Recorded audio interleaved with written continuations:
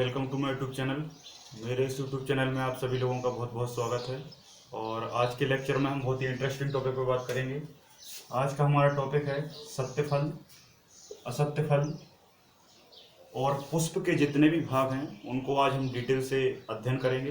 Basically अगर देखा जाए तो ये वनस्पति विज्ञान या बॉटनी ब्रांच का एक छोटा सा चैप्टर है ना। और बॉटनी में सबसे अहम जो पार्ट है वो किसी भी प्लांट में पुष्प ही होता है, क्योंकि जनरेशन में अगर देखा जाए तो आगे की ओर पुष्प के ही द्वारा रिप्रोडक्शन का कार्य कंप्लीट होता है और जनरेशन को आगे बढ़ाया जाता है। तो यहाँ पर हम ट्रू फ्रूट्स, फॉल्स फ्रूट्स, सत्य फल और असत्य फल को समझने के साथ साथ पुष्प की भी सारी मैकेनिज्म या प्रोसेस को भी यहाँ पर हम समझेंगे। ठीक है, तो इस टॉपिक को आप पूरा देखिए और पूरा देखने के बाद आप यहाँ पर एक फ्लावर को और फ्लावर से फल कैसे बनता है, फ्रूट कैसे बनता है, इस सारे मैकेनिज्म को बहुत ही अच्छे से सिंपल और आसान भाषा में यहाँ पर समझेंगे। ठीक है, तो सबसे पहले हम शुरुआत करते हैं पुष्प से। पुष्प से शुरुआत इसलिए करते हैं क्योंकि पुष्प के द्वारा ही फल बनता है ना। यहाँ पर अगर हमें सत्य और असत्य फल को समझना है तो सबसे पहले फल हमें तब समझ में आएगा जब हमको पुष्प के बारे में डिटेल से पता होगा। तो सबसे पहले हम पुष्प के बारे में बात करेंगे कि पुष्प क्या होता है, किस तरीके से बनता है, इसमें कौन कौन से पार्ट होते हैं, इसकी यूनिट्स क्या होती हैं, इसमें कलर्स कैसे आते हैं, सारी चीज़ों को हम एक एक करके समझेंगे। और फिर उसी पुष्प के द्वारा जब फल बन जाता है उस प्रोसेस को भी हम समझेंगे, और कौन सा फल सत्य कहलाता है और कौन सा फल असत्य कहलाता है उस पर भी हम प्रकाश डालेंगे। तो सबसे पहले हम बात करेंगे फ्लावर की।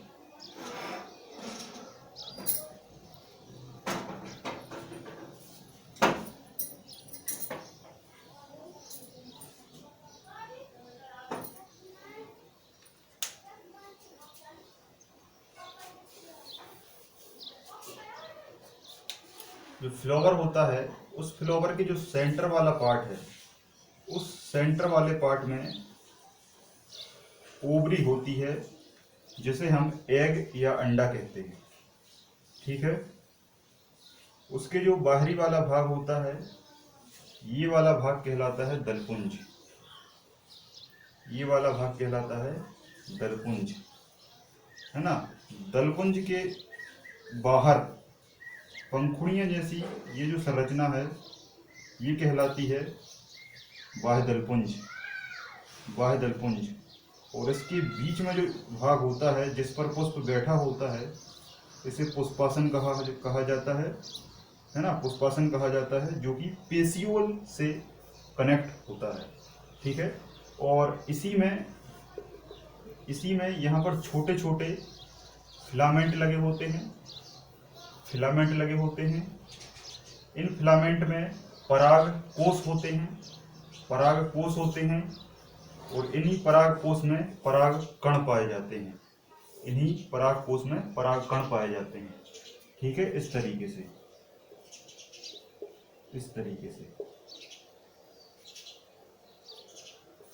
इसको कहा जाता है बाह्य दलपुंज, जिसको इंग्लिश में कैलेक्स कहा जाता है। ये कहलाता है दलपुंज, जिसको इंग्लिश में करोला कहा जाता है।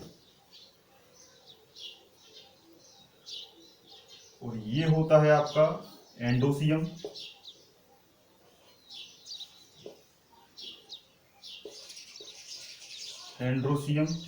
और ये वाला भाग होता है आपका गायनोसियम।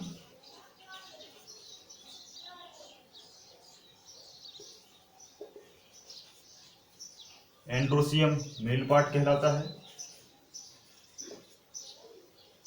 और गायनोसियम फीमेल पार्ट कहलाता है ना। आपको हमेशा मुख्य तौर पर मेल और फीमेल पार्ट को ही ध्यान से पढ़ना है। अगर ये आपने बहुत अच्छे से पढ़ लिया तो आपको सारी मैकेनिज्म समझ में आ जाएगी, किस तरीके से पुष्प बनता है और इसमें कौन कौन से पार्ट होते हैं। अगर हम सबसे पहले मेल पार्ट की बात करें तो मेल पार्ट 3 कैटेगरी में बटा होता है। सबसे पहला भाग कहलाता है फिलामेंट या तंतु। ये जो भाग आप यहाँ से यहाँ तक देख रहे हैं ये फिलामेंट कहलाता है, और इसमें यहाँ पर ये पराग कोष होता है परागकोश होता है जिसे हम पॉलिन ट्यूब कहते हैं, है ना, पॉलिन ट्यूब। और उसी के अंदर छोटे छोटे पराग कण लगे होते हैं जिसे हम पोलन ग्रेन कहते हैं, जिसे हम पोलन ग्रेन कहते हैं, है ना। ये छोटे छोटे जो कण हैं ये कहलाते हैं पोलन ग्रेन। और अगर हम फीमेल पार्ट की बात करें तो ये भी 3 भागों में बटा होता है। सबसे पहला होता है स्टिग्मा, सबसे पहला पार्ट होता है स्टिग्मा, दूसरा पार्ट होता है स्टाइल और तीसरा पार्ट होता है ओवरी, है ना। वर्तिका, वर्तिकाग्र और अंडाशय, हिंदी में कहा जाता है वर्तिका, स्टिग्मा, स्टाइल और ओवरी। अब इसमें स्टिग्मा कहाँ पर है? स्टिग्मा ये वाला पार्ट है, ये वाला पार्ट स्टिग्मा कहलाता है। और इसी पर आकर पोलन ग्रेन गिरते हैं जिससे फर्टिलाइजेशन की प्रोसेस कंप्लीट होती है। और इस स्टिग्मा के द्वारा जब पोलन ग्रेन इसके यहाँ तक आता है तो इस वाले भाग को स्टाइल कहा जाता है या वर्तिका कहा जाता है। और ये जो बीच में आपको दिख रहा है एग जैसी संरचना, ये ओवरी कहलाती है या इसी को हम अंडाशय कहते हैं, है ना। ये पुष्पासन है और एक पुष्पासन के नीचे वाला भाग पेशियोल कहलाता है ना। अब 2 चीजें बची हैं, बाह्यदल पुंज मतलब कैलिक्स। आपने देखा होगा कि जो प्लांट होता है, प्लांट के नीचे छोटी छोटी पंखुड़ियां लगी होती हैं और जो निचले वाली पंखुड़ियां हैं वो केवल और केवल हरे रंग की होती हैं। किसी भी प्लांट को आप देखेंगे, किसी भी प्लांट के आप फ्लावर को देखेंगे, उस फ्लावर में जो नीचे छोटी छोटी पंखुड़ियां होती हैं वो हमेशा हरे कलर की होती हैं, ग्रीन होती हैं, है ना। तो हमेशा बाह्यदल पुंज कैसा होगा? क्वेश्चन आपसे पूछे कि बाह्यदल पुंज का कलर क्या होता है तो आप हमेशा क्या लगाएंगे? ग्रीन।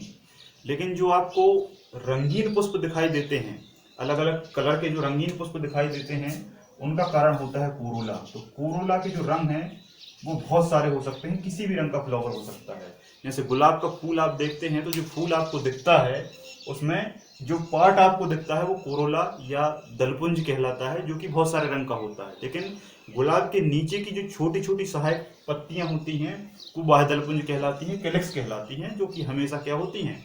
ग्रीन होती हैं। और इसी के अंदर मेल पार्ट और फीमेल पार्ट होता है। अब इसी प्रोसेस को आपको ध्यान से समझना है ना। इसी प्रोसेस के आधार पर फल बनेगा, इसी प्रोसेस के आधार पर फल बनेगा।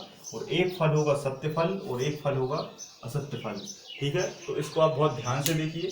आपको ये पार्ट्स समझ में आ चुके हैं कि फ्लावर में कौन कौन से पार्ट्स होते हैं। अब हम बात करते हैं इसके फर्टिलाइजेशन की, कि इसकी फर्टिलाइजेशन कैसे होता है। अधिकांश तौर पर इनका जो परागण है वो परागण 2 प्रकार से होता है।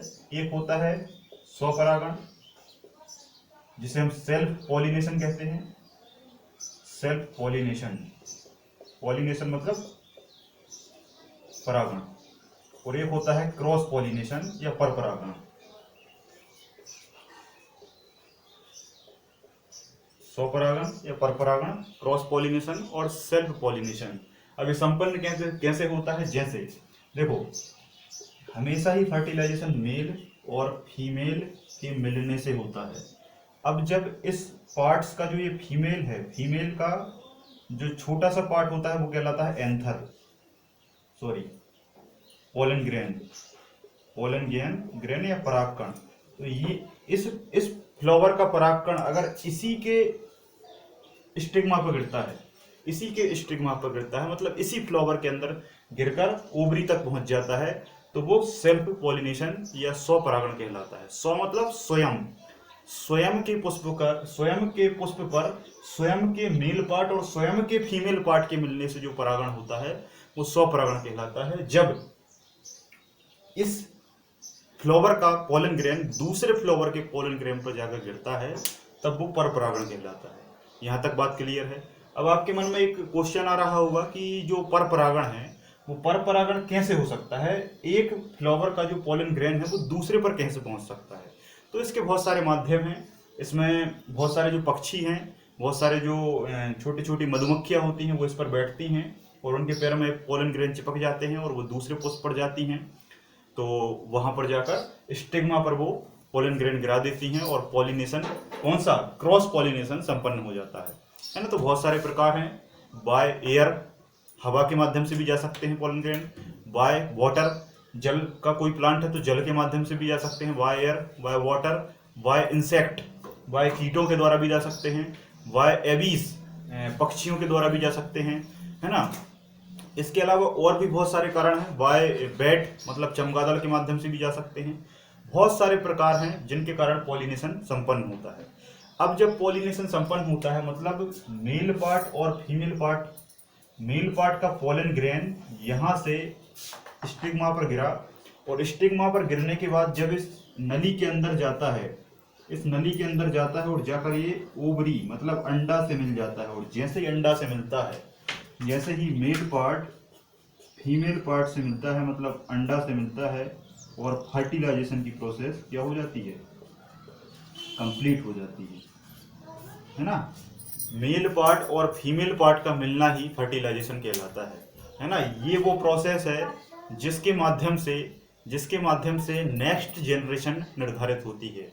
अगर हम ह्यूमन में भी बात करें तो ह्यूमन में जब एक दंपति की शादी होती है तो उसमें मेल पार्ट और फीमेल पार्ट दोनों जब मिलते हैं तब फर्टिलाइजेशन की प्रोसेस होती है और उसके बाद एम्ब्रियो बनता है, भ्रूण बनता है, भ्रूण के बाद एक बच्चा जन्म लेता है। ठीक है, तो ऐसी ही प्रोसेस सारे जीवित जंतुओं में होती है, चाहे वो प्लांट हो चाहे वो एनिमल हो। तो आई बात समझ में यहाँ तक आपको।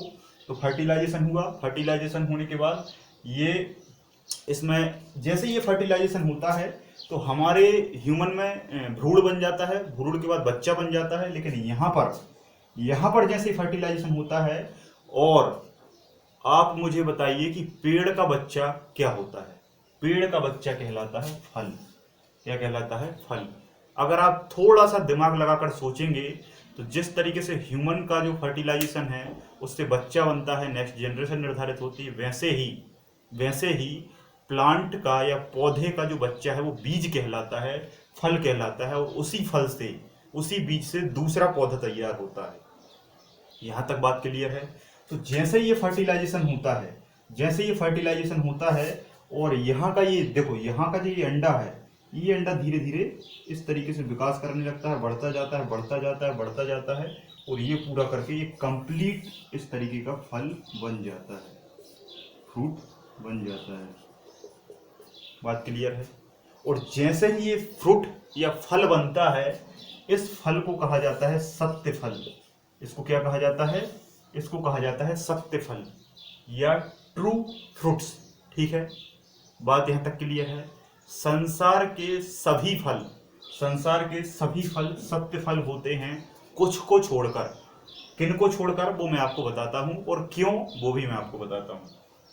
देखो, मैंने जो आपको एक प्रोसेस बताई, कंप्लीट प्रोसेस बताई कि भाई पोलन ग्रेन, मेल पार्ट, ये पोलन ग्रेन के परागकण निकलेंगे, फिर ये फीमेल पे पहुंचेंगे, फीमेल पे पहुंचने के बाद ये अंडा में पहुंचेंगे, अंडा के साथ मिल जाएंगे और मिलने के बाद इनका फल बनने का निर्माण शुरू होगा, है ना। कभी भी मेल और फीमेल जब मिलेंगे तभी बच्चा बनेगा।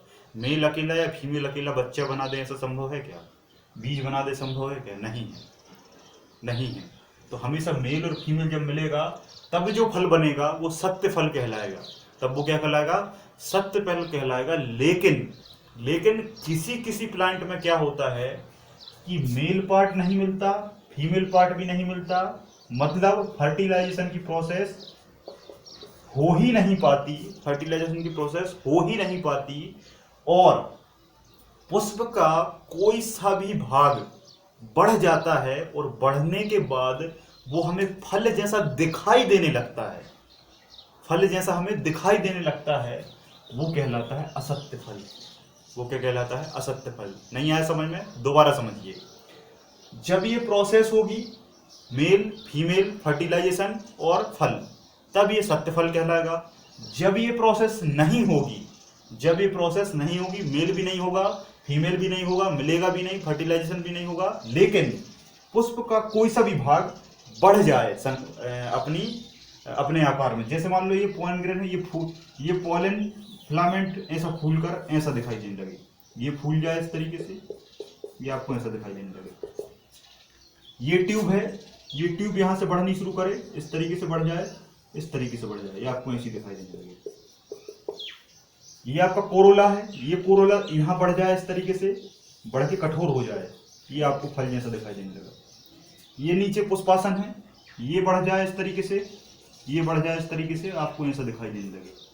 ये नीचे का डंठल है, ये डंठल यहाँ से बढ़ जाए, यहाँ से बढ़ जाए और आपको गोल फल जैसा दिखाई देने लगे। तो कहने का अर्थ ये है कि पुष्प का कोई सा भी भाग कहीं भी ऐसे ही बढ़कर फल जैसे दिखाई देने लगे, वो असत्य फल या फॉल्स फ्रूट कहलाता है। और जब कंप्लीट प्रोसेस के माध्यम से फल बनता है तब उसे हम सत्य फल कहते हैं। संसार के सभी फल सत्य हैं, केवल कुछ को छोड़कर। अब मैं आपको असत्य फल के उदाहरण लिखूंगा। जल्दी से इसका स्क्रीनशॉट लीजिए, जल्दी से इसको स्क्रीनशॉट लीजिए, और इसके आपको अच्छे से नोट्स बनाना है, डायग्राम भी बनाना है। और इसके बाद अगर फिर भी समझ में ना आए तो 2 से 3 बार वीडियो देखे, डेफिनेटली आपको ये समझ में आ जाएगा। अब मैं आपको एग्जाम्पल लिखता हूं सत्य फल के और असत्य फल के।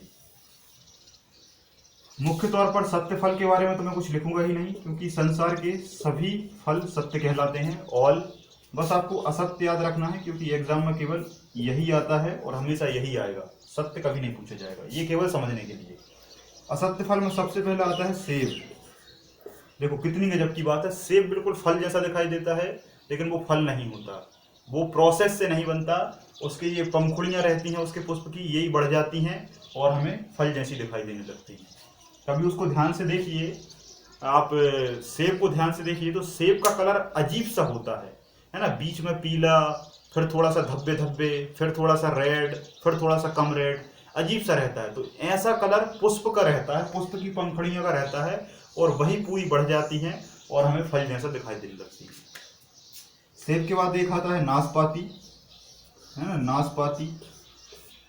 तो नाशपाती भी कैसा है, असत्य फल है। नाशपाती के बाद काजू भी है, काजू भी है। तो बस ये 2 से 3 एग्जाम्पल आपको याद रखने हैं। अभी तक केवल सेब और नाशपाती के बारे में पूछा गया है, मैंने काजू भी बता दिया, हो सकता है ये पूछा जाए।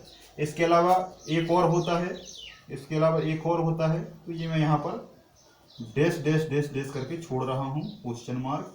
इसका आंसर आपको कमेंट बॉक्स में लिखना है। जो यहाँ पर सिंसियरली तरीके से पढ़ रहा है वही इसका आंसर कमेंट बॉक्स में लिखेगा, है ना। हो सकता है 4 की जगह कुछ बच्चे जो एडवांस पढ़ाई करते हैं, बहुत अच्छे होशियार रहते हैं, वो एक और एक 2 और बता देंगे, है ना। तो एक और या फिर एक और 2 और बता सकते हैं, या एक और बता सकते हैं कमेंट सेक्शन में, इनफ होगा। लेकिन ये तीनों भी अगर आप याद रख लेंगे तो आपका काम हो जाएगा, है ना। तो आई होप यहाँ तक आपको समझ में आया, है ना। तो इस वीडियो में इतना ही, बहुत बहुत धन्यवाद। जय हिंद, जय भारत।